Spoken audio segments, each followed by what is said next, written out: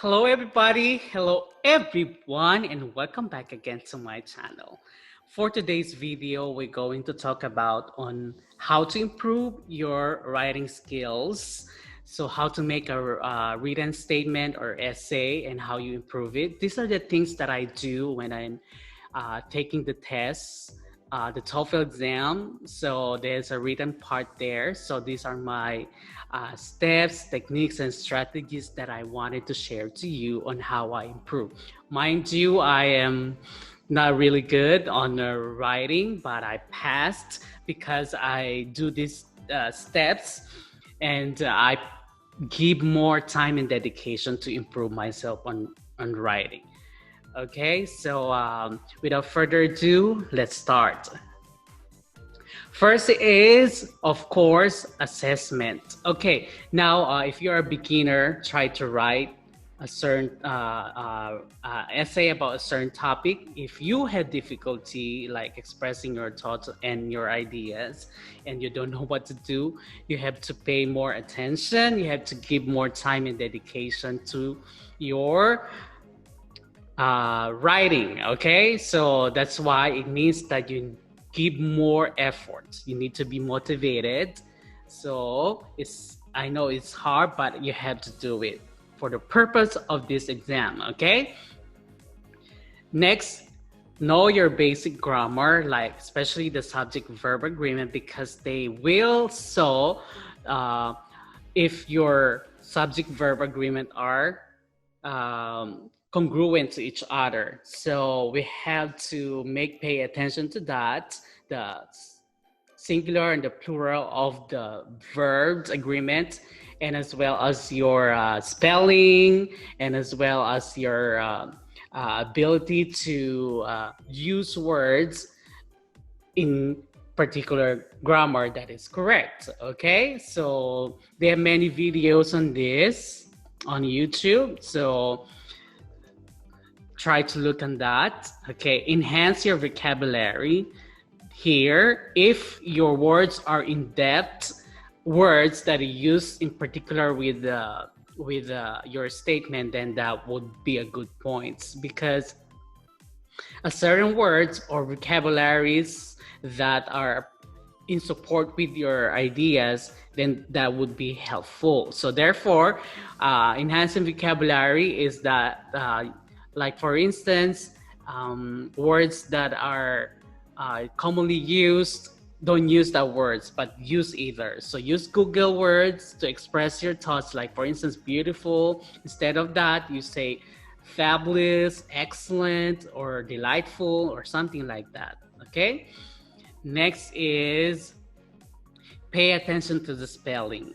In speaking, of course, they're not going to pay attention, but in writing, they will see if your spelling is correct. So they will give minus points when your spelling is incorrect. Okay, so you have to pay attention nowadays, especially when you're using a text. You were in a hurry, so pay attention when you're doing this, because some words might affect the meaning of the words if the spelling is wrong. Okay, make simple sentences and words that support the thoughts, ideas. Of course, it's very important to make simple sentences that support the details. Too complex, sometimes it erases the main ideas or support of the ideas. Remember, the readers should understand easily.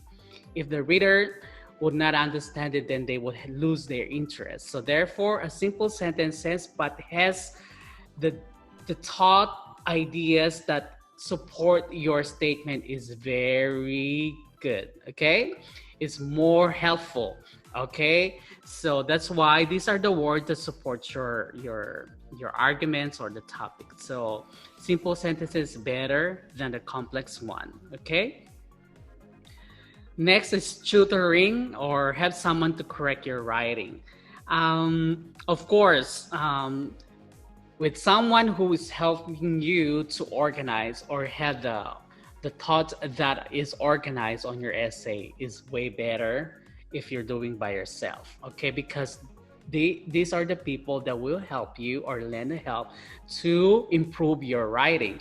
So when you do a written essay, please have someone to correct it. So they will give ideas, they will give correct your words, which is more, and they will give emphasis on how you attack this written essay. Okay, so don't forget that if you had a written essay, have someone to correct. Please, can you correct this? So or your friends or someone that could guide you.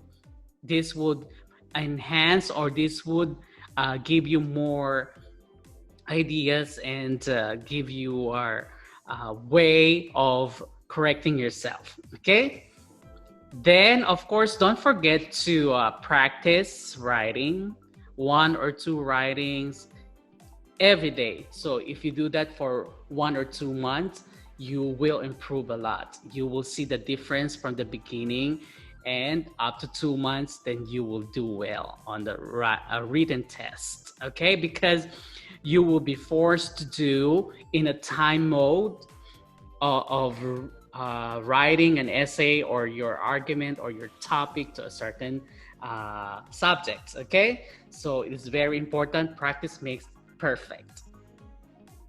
Read to learn, of course, or read to learn. Of course, reading an essay on an argument, an article, you would pick up ideas, you will pick up words on what is this word. If you don't understand that word, Google it, and then you will learn from that. So that's what I do. So there are certain words that I don't understand because they are in-depth words. So try to Google it and see the definition. So in that way, you will pick up, and then you could use that words too when you do the written test, and you will see that these words are wonderful words. Okay, and then watch movies or documentaries that is in English, and you could easily adopt your ideas or your thoughts, and then you could put it on your written essay. Of course, know or understand the argument.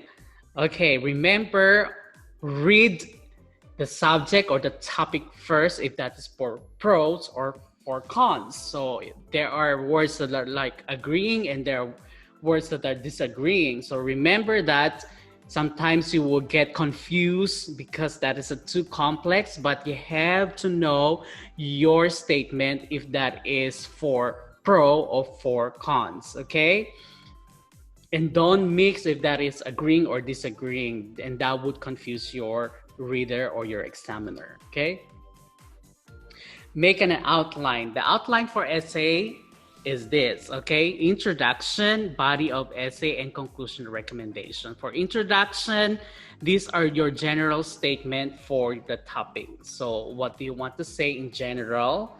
So what can you describe in general? Okay, and then body of essay, like 3 paragraphs. These are your thought process or your arguments to support your general statement, if that's for agreeing or disagreeing, or these are your for description or support of the details that you wanted to express. Okay, and lastly is the conclusion or recommendation. These are your summary, like you therefore conclude or you therefore recommend this because this is helpful, or you want to give your general statement if that is for pros or for cons. Okay, so that's your summary. I give you an example for this, like for instance, describe the city you live in. So this common. So your heading or your introduction is your general thoughts or ideas, like the city. I want to live in the city because there are many opportunities, and I'm fascinated with living in the city or something like that. And then after that is the body. 3 paragraphs is good for that. So first paragraph, like description, the name of your city, what makes it special, why do you want to live there. So the second paragraph is like your supporting reasons, another supporting reasons or statement, like Do they have the tourist attractions there? What can you do? What where places can you go, or to mention? Okay, and explain why your personal experiences, where you live there, the best sport, like you really love to live there because they are like these places that you always visit that have famous person known in your city. So these are the things that you could pattern when you're describing your city. Then the third paragraph, that support in describing the city. What else can you do? Is it economical, jobs opportunities? How about safety and the crime? So these are also things that you could add or support in living or describing the city that you live in. Okay, and lastly is your conclusion or recommend. What can you recommend and why do you want to live in that city? What can you say about in general or recommendations? So this is an example of an outline that you wanted to say about that topic that describe the city you live in.